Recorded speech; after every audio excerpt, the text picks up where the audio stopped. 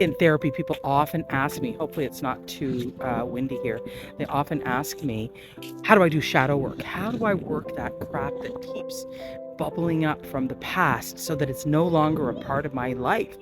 And I did this recently. It's actually like, for example, this is what it might look like. You shut yourself in a room and you note all the things that caused you pain, that you had to perform the role of the strong one, and you actually feel the vulnerable pain, sad feelings. You cry, you wail, you scream, you honor the truth of that pain experience.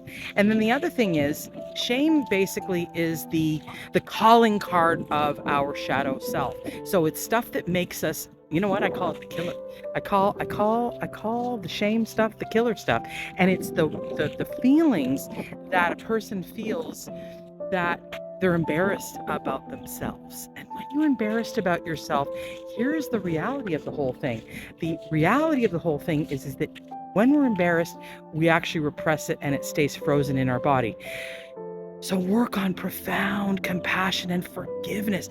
Profound compassion and forgiveness for that time when you weren't as strong as you thought you should be, that time when you didn't behave like you thought you should behave, and resolve to free yourself from that shit through the act of compassion and forgiveness.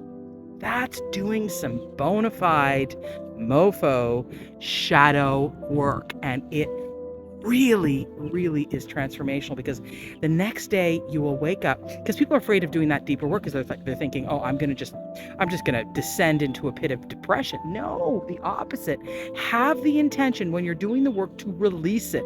Cry racking tears to release it. Acknowledge deep shames in order to release them. That's doing shadow work, and boy, will you be rewarded in life, because you'll feel lighter, you'll feel like you've actually mastered something that was kind of like a monster that was in control of you. No, face that fucking monster in the face, in the eyes, and cry about it, and wail about it, and write about it, and resolve to forgive yourself.